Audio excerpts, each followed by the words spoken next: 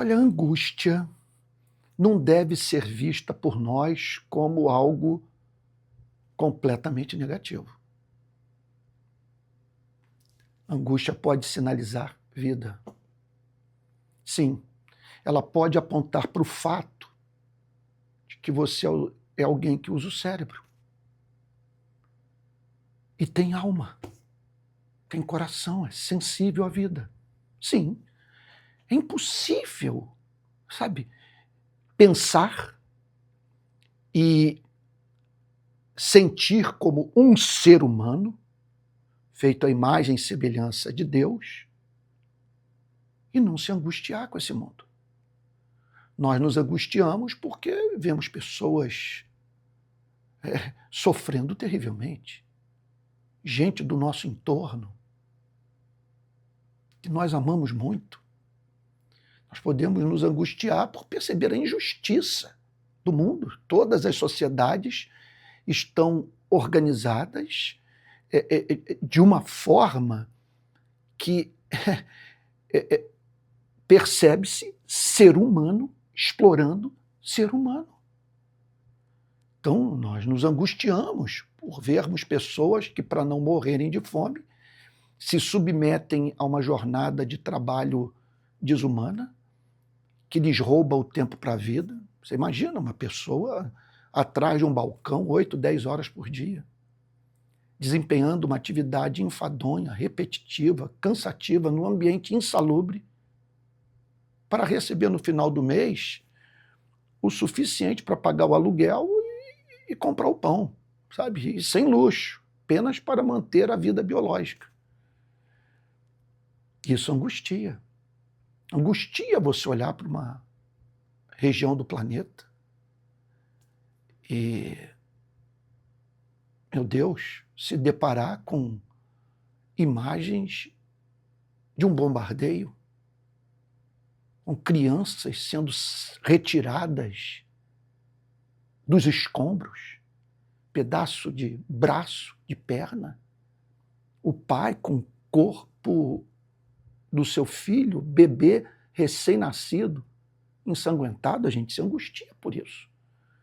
Nós nos angustiamos com as guerras, com a fome coletiva, sabe? Nós nos angustiamos com a capacidade da classe governante de ignorar a dor dos governados. Sabe? Nós nos angustiamos também por vivermos no corpo. Não que o corpo seja algo inerentemente mal, mas é fato que esse corpo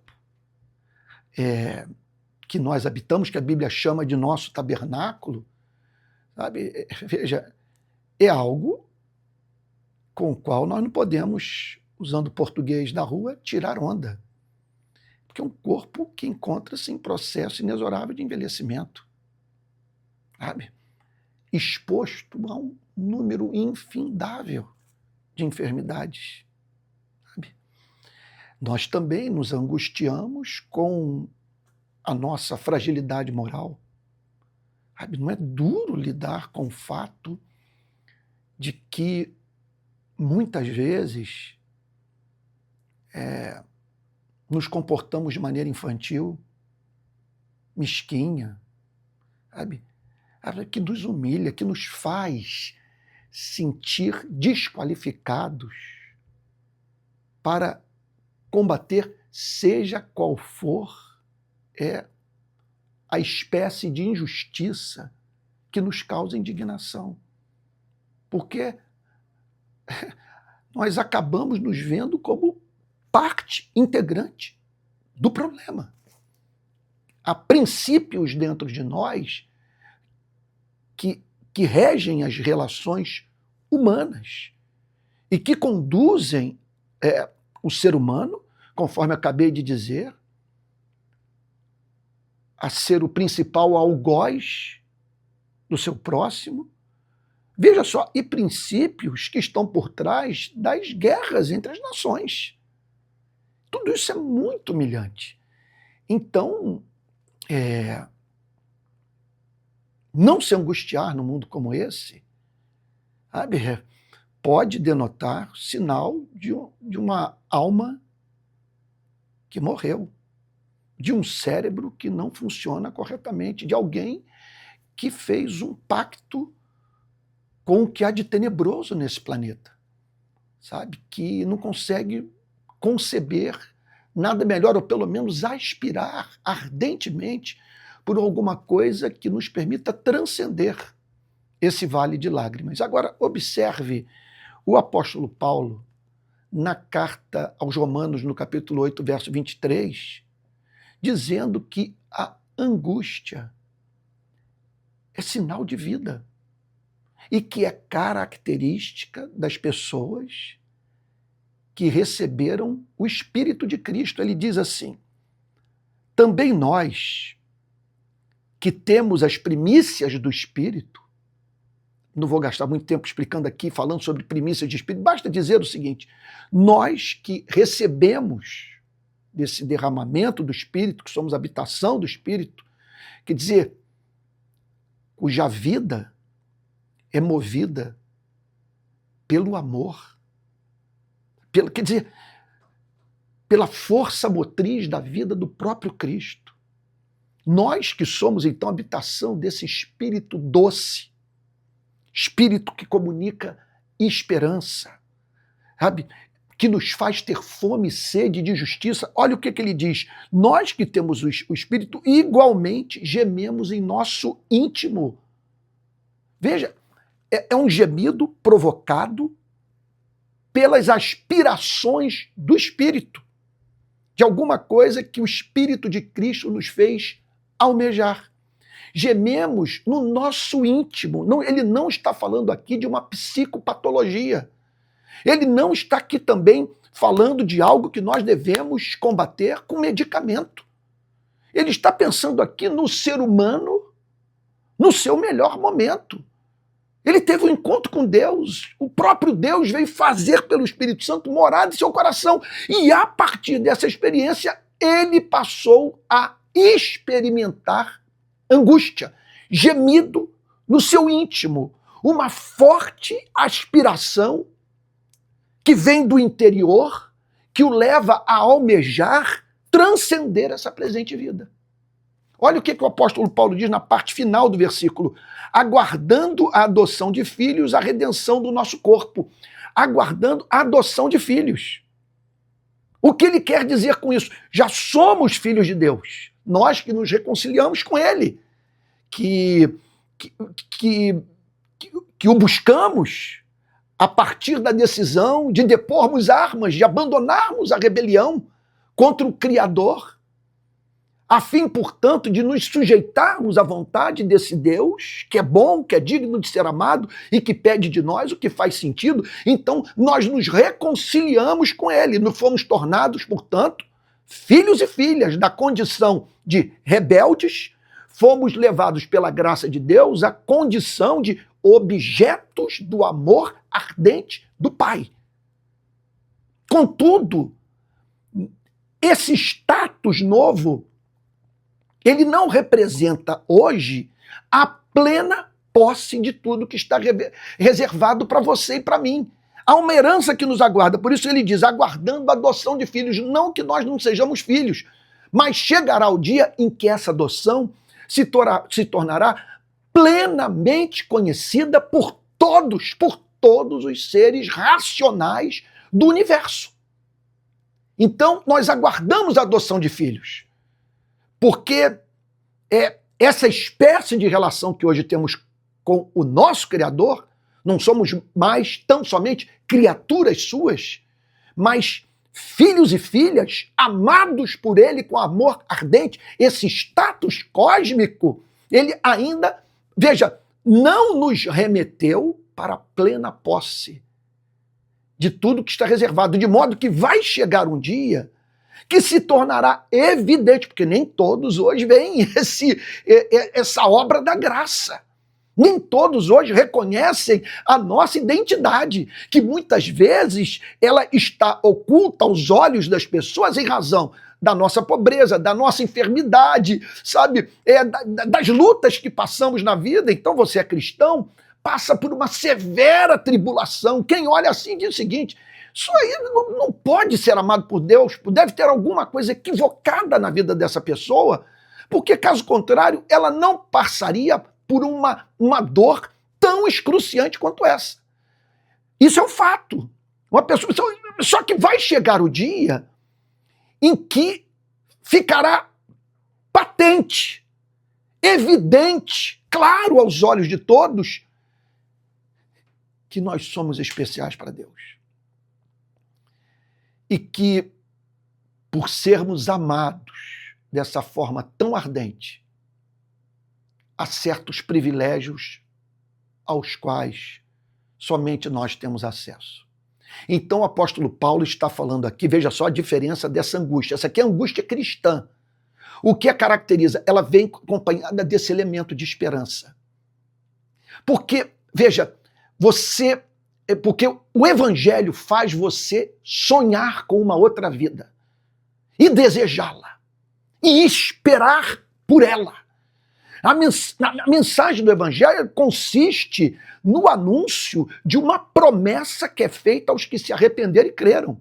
Promessa de vida eterna, de você viver num reino de glória, sabe? Num lugar que absolutamente amável. Nem olhos viram, nem ouvidos ouviram, nem jamais penetrou em coração humano o que Deus tem preparado para aqueles que o amam. Então, o evangelho nos leva a ter esse sonho. Mas, veja só, esse sonho, ele é sonhado a partir da nossa condição. Então, nós olhamos para essa vida vindoura, sabe? Nós olhamos, por exemplo, para essa sociedade caracterizada pelo amor, na qual não haverá delegacia, não vai haver muro, não vai ter cemitério, sabe? Nós simplesmente viveremos livres, sabe? Da necessidade de nos protegermos do nosso semelhante. Porque será uma sociedade de irmãos. Sabe? Todos serão excelentes no seu caráter. Então nós passamos a sonhar com isso. Mas, ao mesmo tempo, esse sonho, quando dele nós retornamos para a nossa realidade, nós nos deparamos com uma coisa que nos angustia. É isso que o apóstolo Paulo está dizendo. Nós gememos, veja só, aguardando a adoção de filhos e a redenção do nosso corpo. Observe que o apóstolo Paulo está associando aqui muita coisa, ele poderia falar sobre essa vida que nos aguarda. Mas aqui ele ressalta a adoção do corpo, ou a redenção do corpo, que está intimamente relacionada à adoção. O que ele está dizendo? O corpo vai ser redimido.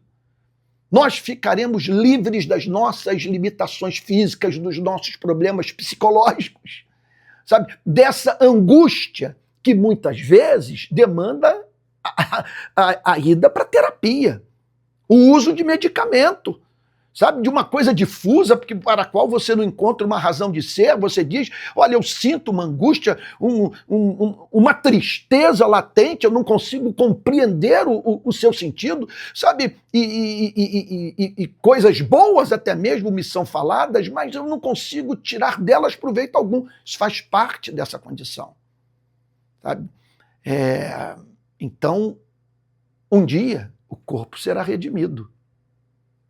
A Bíblia fala de um corpo glorificado, um corpo que transcenderá essa nossa condição de, vamos assim dizer, de seres mortais. Então, o que fazer com essa angústia? Veja essa angústia como graça.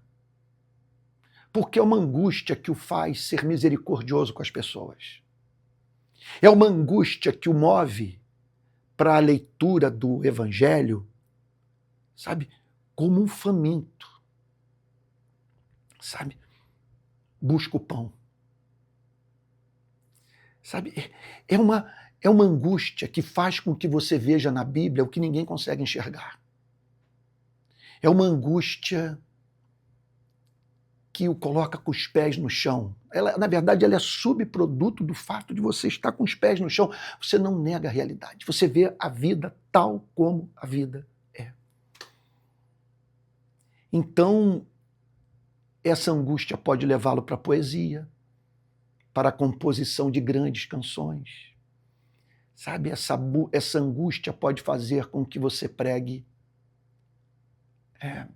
com o coração, de modo que você extraia das Sagradas Escrituras o que só consegue ser extraído pelos perturbados. Sabe? Essa angústia, portanto, faz esperar o céu e valorizar a promessa de Cristo. Eu diria que as pessoas mais extraordinárias são aquelas que têm como característica de alma meu Deus, uma alegria. São pessoas que muitas vezes são encontradas celebrando de fato a vida. E que ao mesmo tempo são encontradas circunspectas,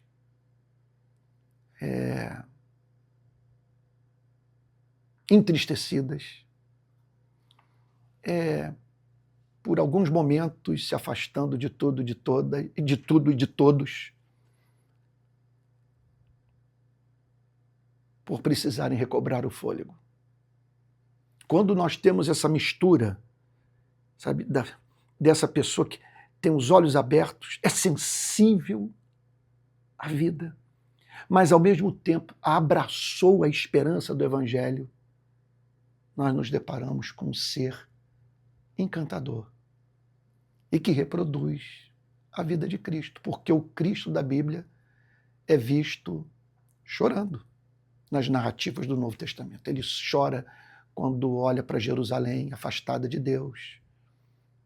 Ele experimenta angústia quando percebe, quando tem um encontro com uma viúva enterrando seu único filho, ao se deparar com o luto de duas amigas muito queridas.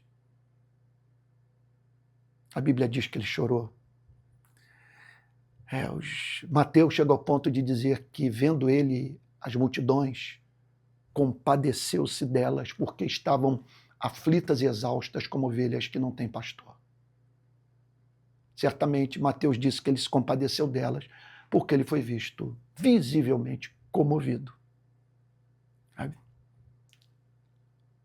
Ao se deparar com a dor daquela gente toda. Mas é o mesmo Cristo que nós vemos dizendo: graças te dou, ó Pai, porque aprove a ti revelar essas coisas para os pequeninos.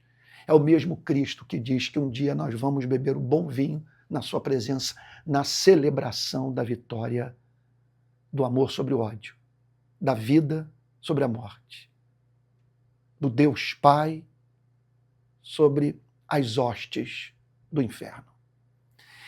Então eu peço que Deus lhe dê angústia, que Deus lhe dê uma alma sensível, que você experimente esses momentos de vale, sabe, e de arrebatamento. Que Deus possa tirá-lo desses vales de lágrima, a fim de que você, na presença dos seus amigos, dos seus irmãos, na presença dos que sofrem, sabe, possa manifestar um coração misericordioso, compassivo e tomado de encanto pela esperança que nós temos em Cristo.